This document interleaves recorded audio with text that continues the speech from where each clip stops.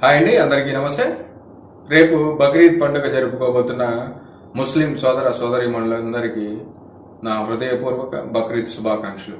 ఈ వీడియో ఎందుకు చేస్తున్నానంటే, బక్రీద్ పండుగ రోజున కుర్బానీ ఇస్తాం. పొట్టేల్ని కానీ, గొర్రెల్ని కానీ, మేకల్ని కానీ మనకు దొరికే అవకాశం ఉంటే ఒంటెల్ని కానీ కుర్బానీ ఇస్తాం. ఇస్లాంలో ఆవుని కూడా కుర్బానీ ఇవ్వచ్చని ఉంది. అయితే మన ఆచార వ్యవహారాల్ని హిందువులు కానీ, వేరే కులస్తులు, వేరే మతస్థులు, మన దేశంలో ఎన్నో కులాలు, ఎన్నో మతాలు ఉన్నాయి.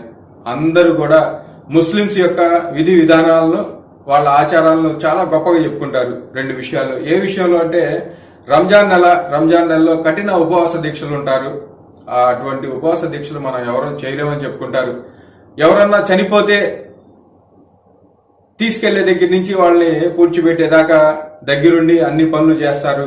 చనిపోతే ముస్లింస్ లోనే చనిపోవాలి అని చెప్పి చాలా కులాలు, మతాలు అన్ని మాట్లాడుకునేది మన ఆచార వ్యవహారాల గురించి. రంజాన్ నెలలో లేని వాళ్ళకి సదకా ఫిత్రా పేరు మీద చాలా దానాలు చేస్తారు. ఆ నెలలో చాలా మంది పేదవాళ్ళకి డబ్బులు ఉంటాయి, చేతిలో తినడానికి తిండి ఉంటుందని చెప్పి చెప్పుకుంటారు. అలాంటి మన భారతదేశంలో, మన హిందుస్థాన్లో ఇంకో పని కూడా మనం చేస్తే దీన్ని చరిత్రలో నిలబెట్టుకునే అవకాశం ఉంటుంది. ఎందుకంటే ఆవుని ఒక గోమాతలాగా, నందీశ్వరుడిలాగా హిందువులు పూజిస్తారు.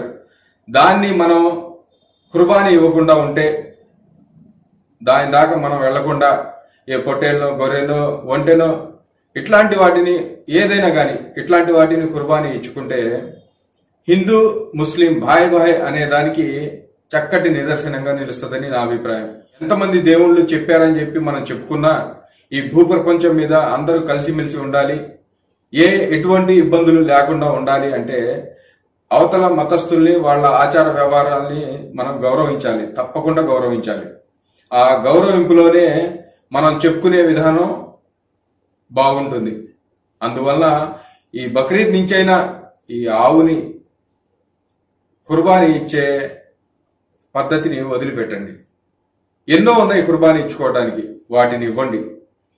హిందువుల మతాచారాలను మనం గౌరవిద్దాం. హిందూ ముస్లిం భాయ్ అనే మాట నిజమని మనం చాటి చెబుదాం. అందరం కలిసి ఉండాలి, కలిసిమెలిసి ఉండాలి. అందుకనే దీన్ని భారతదేశం, హిందుస్థాన్ అన్నారు. ఆ మాటను మనం నిలబెట్టుకోవాలి.